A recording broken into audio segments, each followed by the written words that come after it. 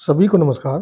दोस्तों, आज के वीडियो हम बात करेंगे पाठ्यक्रम या पाठ्यक्रम को बनाते समय ध्यान में रखने वाली बातें या प्रमुख बिंदु क्या हैं, पाठ्यक्रम निर्माण की विशेषता क्या होनी चाहिए, पाठ्यक्रम में दोष क्या-क्या हैं। अभी जो हमारा पाठ्यक्रम इस समय चल रहा है।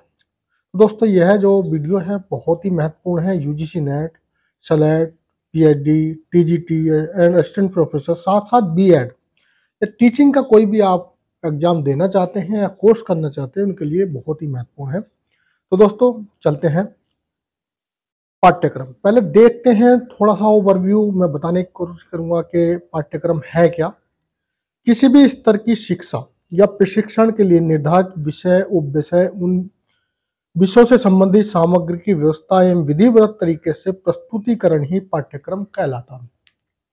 यानी कि दोस्तों, जैसे आप समझ गए होंगे, कोई भी आप शिक्षा देना चाहते हैं, कोई भी आप ट्रेनिंग देना चाहते हैं, उसके लिए जो एक मापदंड निर्धारित किया है, उसके कुछ विषय यानी कि विषयों में सब्जेक्ट, उप सब्जेक्ट या जो निर्धारित किए हैं, उनको एक व्यवस्थित, कहना मतलब एक तरीके से, ये चैप्टर 1 होगा, 2 होगा, 3 होगा, और उसमें जो तरीके होंगे, इसको कैसे पढ़ाया जाएगा, प्रैक्टिकल होगा, इसका थ्योरी होगा, इसका जो है फिजिकली ग्राउंड में होगा, ये सब प्रस्तुतिकरण ही पाठ्यक्रम कहलाता है।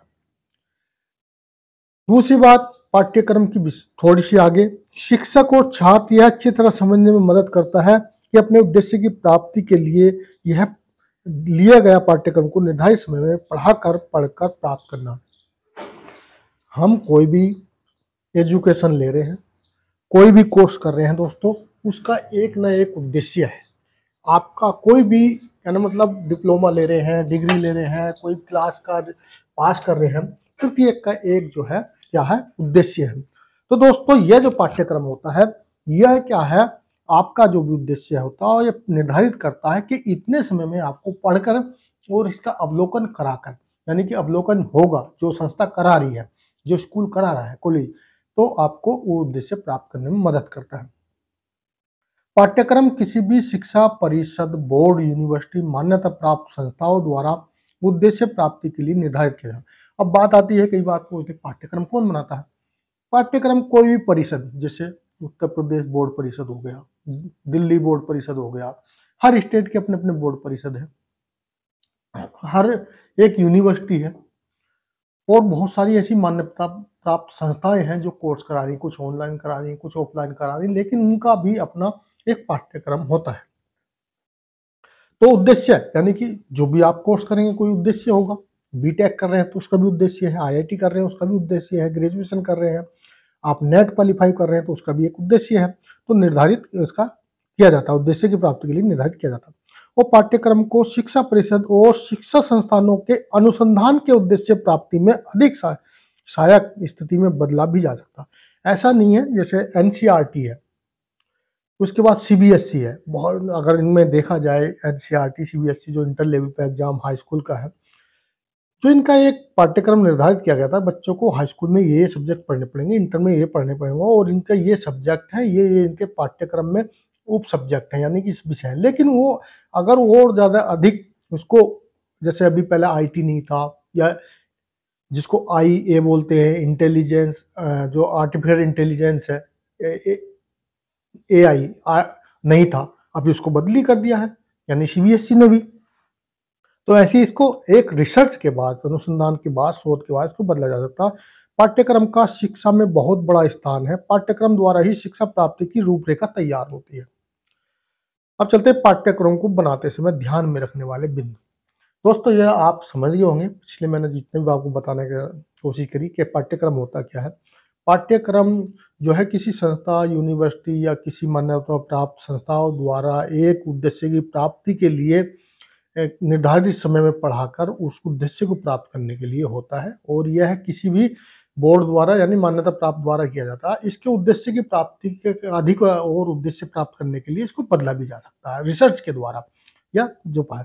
अब ध्यान में रखने वाली बात है क्या, पाठ्यक्रम जब किसी भी परिषद, बोर्ड, यानी बोर्ड जैसे सीबीएसई बोर्ड हो गया, एनसीईआरटी हो गया, यूनिवर्सिटी, किसी भी मान्यता प्राप्त संस्थाओं द्वारा निर्माण या विकास किया जाता, तो उसके निर्माण की प्रक्रिया अनेक तथ्य तथा सिद्धांतों पर निर्भर करती है। ऐसा नहीं है कि पाठ्यक्रम बनाते हैं, उसके तथ्य होते हैं, सिद्धांत होते हैं, उन पर निर्भर करती है। पाठ्यक्रम के मुख्य आधार निम्न हो सकते हैं। पहला दार्शनिक आधार, कोई भी पाठ्यक्रम जो बनाया गया, जो हमारा जैसे भारत में अगर बात करें, जो ज्ञान प्राप्ति के साधन है, उसमें दार्शनिक की एक बहुत बड़ी भूमिका है, जिसे हम बोलते हैं। जैसे दार्शनिक में मैं क्या बताऊं, जैसे बौद्ध धर्म के दार्शनिक हैं, जैन धर्म दार्शनिक हैं, कुछ ऐसे हैं जैसे प्रत्यक्ष, प्रोप्स, अभिव्यक्ति, ये सब जो है दार्शनिक आधार है। दूसरा है मनोवैज्ञानिक आधार, जिसको हम साइकोलॉजी बोलते हैं। तीसरा ऐतिहासिक आधार, इतिहास के आधार पर, जैसे पुराना इतिहास, जैसे अशोक का इतिहास जैसे हम प्राप्त कर रहे हैं, पढ़ रहे हैं आज, तो लेकिन उसका आधार क्या है इतिहास का, उसके उनके शिलालेख मिले हैं, उनकी चीजें, कहने मतलब बहुत सारे शिलालेख हैं, स्तंभ लेख हैं, गुहा लेख हैं, उन पे उस समय लिखी बुक तो नहीं है, लेकिन उनके आधार पर उनको उनके सिक्के मिले हैं। ये है सामाजिक आधार, समाज में क्या आवश्यकता है, समाज को एक अच्छे गाइड लाइन पे चलाने के लिए क्या क्या, कि समाज गलत लाइन पे तो नहीं जा रहा है, ये भी। संस्कृति आधार, वैज्ञानिक आधार, लास्ट का जो है आज की डेट में सबसे महत्वपूर्ण वैज्ञानिक आधार होना चाहिए, बिना वैज्ञानिक के कुछ नहीं। पाठ्यक्रम निर्माण की विशेषता, तो दोस्तों इसमें अगर मैं पढ़ाने को एक अलग से वीडियो बनाऊंगा, आपके दार्शनिक आधार क्या क्या है, पाठ्यक्रम को बनाते समय दार्शनिक आधार बहुत सारे हैं, मैं उनको, और साथ में मनोवैज्ञानिक आधार क्या क्या हो सकते हैं, ऐतिहासिक में जैसे मैंने बताया आपको, ऐतिहासिक में क्या क्या हो सकते हैं, आपके पुरातन जितने भी स्मारक हो सकते हैं, अभिलेख हो सकते हैं, आपकी जो है अभिलेख के अलावा गुहा लेख हो सकते हैं, सिक्के हो सकते हैं, और उसके अलावा जो भी बिल्डिंग्स बनी हुई हैं, जैसे मान लिया पुराने प्राचीन मंदिर हैं, उनसे वो हो सकता है, प्राचीन कालीन मूर्तियां हो सकती हैं, ये सब जो है आपका ऐतिहासिक। सामाजिक आधार, समाज में पहले क्या था, किस प्रकार की चलन थी, फिर किससे क्या क्या नियम आए, उससे क्या बदलाव हुआ। जैसे 1100 तक समाज अलग था, 1100 ईस्वी के आसपास 1112 में मनुस्मृति आ गई, उसने समाज को अलग भागों में डिवाइड कर दिया। अभी आज की डेट में समाज को देखे तो उस चीज को नकार रहा है, तो ये सब चीजें थी। सांस्कृतिक आधार, हमारी संस्कृति क्या है, जैसे अगर देखा जाए तो हड़प्पा संस्कृति है, उसके बाद हड़प्पा सिंधु संस्कृति, बुद्ध बौद्ध धर्म की संस्कृति है, ये सब हमारी प्राचीन संस्कृति है, कैसे आया है। अब वैज्ञानिक आधार आप देख रहे हो, विज्ञान में आज नई नई रिसर्च हो रही है, तथ्यों के आधार पर जाया जा रहा है। पाठ्यक्रम निर्माण की विशेषता, पाठ्यक्रम निर्माण में दार्शनिक, सामाजिक, मनोवैज्ञानिक या वैज्ञानिक प्रवृत्ति के महत्व को ध्यान में रखकर निर्माण किया जाता है, जिसमें निम्न विशेषता होनी चाहिए। सबसे पहले अगर पाठ्यक्रम बन रहा है तो सबसे बड़ी विशेषता यह है, जीवन से संबंधित होना चाहिए। आप जो भी पढ़ रहे हो आपके जीवन से संबंधित होना चाहिए। आपको कहने मतलब आप जीवन जिए, हर व्यक्ति जन्म लेता है, जन्म लेने के बाद जो है समाज से, स्कूल से, हर जगह से ज्ञान प्राप्त करता है, और ज्ञान प्राप्त करने के बाद मेनली बात आ जाती है, हर व्यक्ति को अपना सर्वाइव करना है, यानी कि अपना जीवन जीना है, एक समाज में एक परिवार होना है, तो उसके संबंधी होना चाहिए। वो अपने परिवार को कैसे पालन पोषण कर सकता है, कैसे दो पैसे कमा सकता है, कैसे समाज में एक अच्छा चरित्र निर्माण कर सकता है, तो जीवन से संबंधित होने चाहिए। और आने वाले अपने समाज, साथ ही साथ समाज के संबंधी क्या क्या जिम्मेदारी, और परिवार के प्रति जिम्मेदारी, समाज के प्रति, सोसाइटी के प्रति, तो जीवन से संबंधित पाठ्यक्रम होना चाहिए। दूसरा, शैक्षिक उद्देश्यों के अनुरूप होना चाहिए, यानी कि आपका शैक्षिक के उद्देश्य क्या है।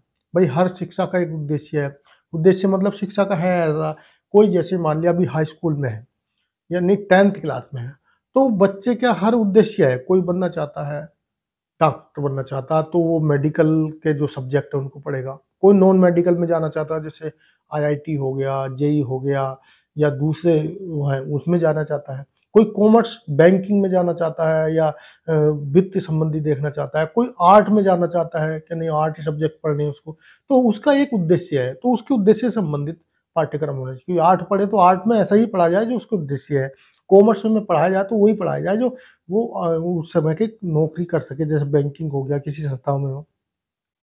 दूसरा, बाल केंद्रितता होनी चाहिए, बाल को के ऊपर निर्धारित होना चाहिए। शिक्षा केंद्रित, पहले देखो परंपरा एजुकेशन चलती थी दोस्तों, तो उसमें क्या था, परंपरा एजुकेशन जिसको में बोलते हैं कि सब क्या शिक्षकों के ऊपर निर्भर था, यानी शिक्षक केंद्रित था, शिक्षक जैसा चाहे पढ़ाते थे। लेकिन अभी जो सर्च हो रही है, अभी क्या है, शिक्षक केंद्रित न होकर एजुकेशन, शिक्षा क्या होनी चाहिए, बच्चों के ऊपर ध्यान केंद्रित होनी चाहिए, बच्चों के फायदा होना चाहिए। रचनात्मक हो, रचनात्मक मतलब शिक्षा ऐसी हो बच्चे के अंदर रचनात्मक है, कुछ बनाने की कोशिश करे। जैसे आज के दिन में आर्किटेक्ट में देखो कैसे-कैसे बिल्डिंग बड़ी-बड़ी ऊँची बन रही हैं, थोड़े एरिया में कितनी सुविधाएँ लग जा रही हैं। आर्किटेक्ट ने ही ये रचनात्मक जैसे आर्किटेक्ट छोड़िए, जैसे आज की डेट में छोटे से एरिया में आप टॉयलेट लगा सकते हो, अच्छा लगा सकते हो। कहने मतलब ये सब जो है एक रचनात्मक कार्य हो रहा, तभी तो ये सब चीज़ फैसिलिटी मिल रही है। रचनात्मक, सृजनात्मक होनी चाहिए, शक्ति का प्रयोग होने वाला हो।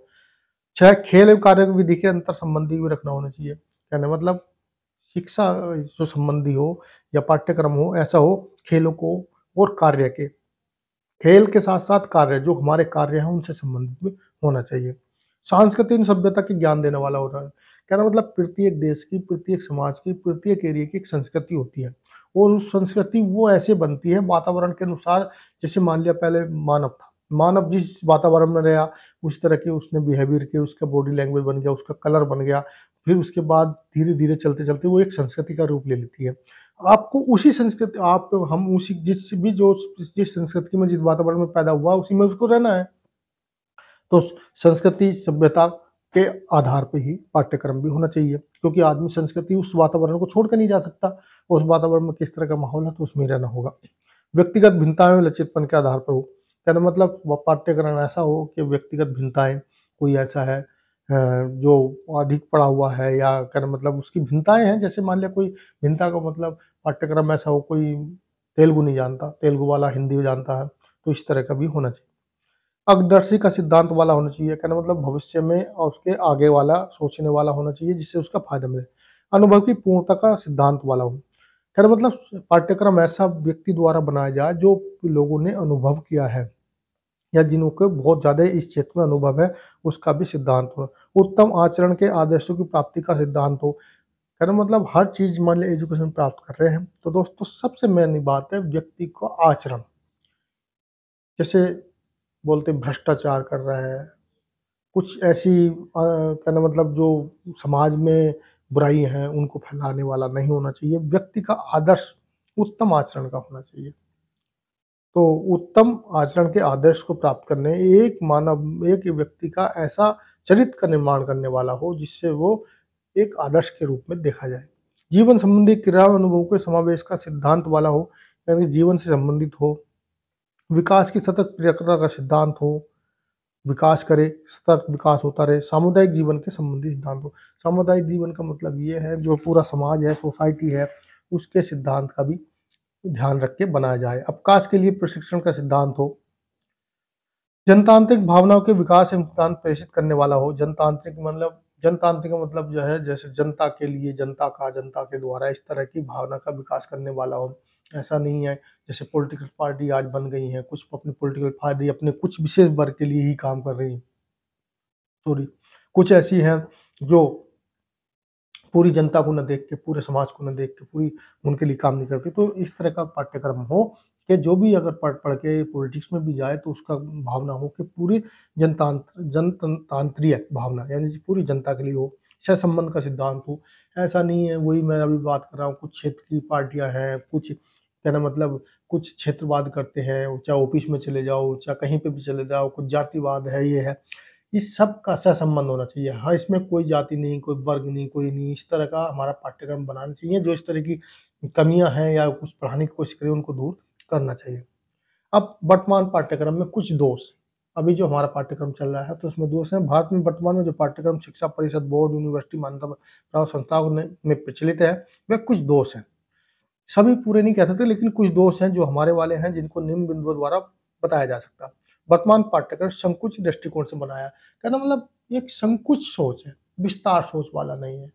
कहना मतलब जो लोग बनाने वाले हैं वो कुछ एक वर्ग वाले ही वर्ग हैं या कुछ विशेष ही लोगों का इसमें हाथ है पूरा एकदम। कहना मतलब एक ओपन नहीं कि क्या क्या साधन हो सकते हैं, क्या क्या इसमें मिलाया जा सकता है। एक ऐसा ओपन प्लेटफॉर्म नहीं बन पा रहा कि पूरी ही जितने भी स्कूल हैं सभी स्कूलों से इसका वो लिया जाए, सभी स्कूलों से, सभी वर्ग से, नीचे वर्ग ऊपर वर्ग से, इस तरह की नहीं हो पा रहा है।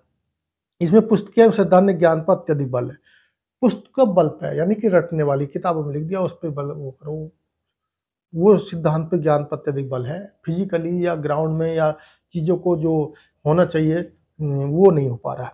इसमें व्यवहारिक महत्व एवं संपन्न सामग्री का अभाव, व्यवहार में नहीं है चीजें, किताबों में पढ़ रहे हैं लेकिन व्यवहार में बहुत कम है। पाठ्यक्रम के अनावश्यक तथ्य है, सूक्ष्म वितरण वाला है, क्या ना मतलब अनावश्यक तथ्य ज्यादा है। जैसे अभी बोलते हैं हिस्ट्री की बात कर ले, हिस्ट्री में बहुत चीजें ऐसी हैं जो बोलते है ही नहीं है, या जो चीजें जिस कुछ लोगों ने अपने फायदे के लिए लिखवा दी हैं या लिख दी हैं, कुछ विशेष ने जिसने इतिहास लिखा है। जैसे मान लिया आप एक वर्ग उसमें ले लें, जो उनके यहाँ पर इतिहास लिखने वाला था वो कोई दूसरे वर्ग पर विषय ध्यान देगा, उनके वर्ग के लिखेगा। या जो भी मान लिया आदिवासी लिख रहा है तो वो आदिवासी के बारे में ज़्यादा लिखेगा। वर्तमान पाठ्यक्रम स्मृति पर बहुत प्रभाव पड़ता है, कहने मतलब ऐसा है कि बच्चों को रटना पड़ता है, बहुत पढ़ना पड़ता है। वर्तमान पाठ्यक्रम क्रियात्मक व्यवहारिक ज्ञानों का अभाव, यानी कि प्रैक्टिकल बहुत कम है, व्यवहार में जो चीज़ें हो रही हैं उसका भी अभाव है। इसमें बालकों की आवश्यकताओं और क्षमताओं का विशेष ध्यान नहीं रखा गया, यानी वो एक मान लिया पाठ्यक्रम, जैसे मैं एक उदाहरण दूँ, कोई बच्चा जो है यूपी में पढ़ रहा था, उन्होंने क्लास 8 तक पढ़ा, उसके पिताजी या कोई भी उसका परिवार का पहले जो नौकरी नहीं करते, नौकरी लगने के बाद दिल्ली में आ गए, दिल्ली में सेटल हो गए।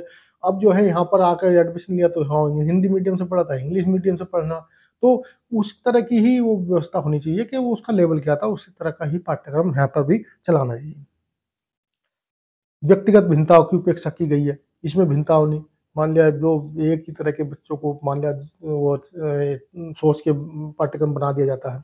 वर्तमान पाठ्यक्रम लिखित परीक्षा पर सर्वाधिक बेहतर है, लिखित परीक्षा ज़्यादा हो रही है, प्रैक्टिकली कम है, और चीज़ों को जो है या जो व्यवहारिक है वो कम है। आर्थिक एवं औद्योगिक विकास का क्रम महत्व वाला है, कहने मतलब औद्योगिक विकास कम महत्व वाला।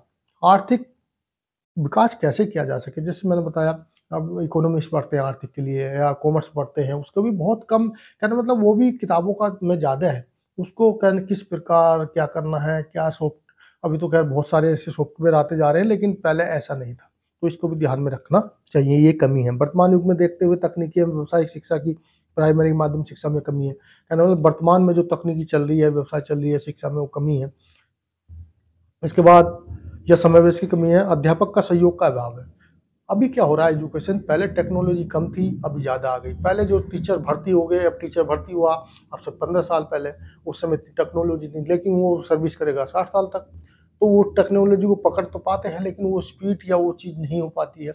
तो इस चीज़ का भी ध्यान रखा जाए, पहले ऐसे टीचर को या तो ट्रेनिंग दी जाए या इस तरह की व्यवस्था की जाए। नैतिकता का अभाव, नैतिकता कहने मतलब ईमानदारी, ये तो कहने मतलब नैतिकता कि ईमानदारी हो, अच्छा हो, सब कुछ इसका भी अभाव है। जनतांत्रिक भावना का अभाव, नियमों की कठोरता है कि नियम बहुत सारे हैं, कैसे होगा ये होगा, संशोधित प्रक्रिया बहुत कठिन है। अगर कोई पाठ्यक्रम बन गया, सीबीएसई ने बना दिया, एनसीईआरटी ने बना दिया, यूपी बोर्ड ने बना दिया, तो वो एक बार बन गया, चला, उसको संशोधित करने के लिए बहुत कठिन प्रक्रिया है। शिक्षा परिषद, बोर्ड, यूनिवर्सिटी, मान्यता प्राप्त संस्थाओं को स्वतंत्रता का अस्तित्व नहीं है। कई बार अगर ये इसमें सरकार का, राज्य सरकार का और इसमें सेंटर बहुत ही ज़्यादा प्रभाव इनमें रहता है इनका, अपनी मर्जी से प्रत्येक जो बोर्ड है वो नहीं कर सकता, या इन पर किसी न किसी तरह का राजनीतिक दबाव भी रहता है। अनावश्यक सामग्री का अध्ययन करा देते हैं, कई बार जो है ऐसी चीज़ें हैं जो मानव जीवन से संबंधित नहीं है, एक आध्यात्मिक तौर पर बहुत जरूरी है, कुछ चीज़ें लास्ट में राजनीति से प्रभावित है, जमीनी पृष्ठभूमि से बेमेल है। तो दोस्तों आज के वीडियो में हमने पाठ्यक्रम क्या है और पाठ्यक्रम को बनाते हुए ध्यान में रखने वाली बातें, पाठ्यक्रम वर्तमान में पाठ्यक्रम की क्या कमी है के बारे में बात की। दोस्तों वीडियो अच्छा लगा तो वीडियो को लाइक कर दें, दोस्तों को शेयर कर दें, चैनल को सब्सक्राइब कर लें। थैंक यू, धन्यवाद।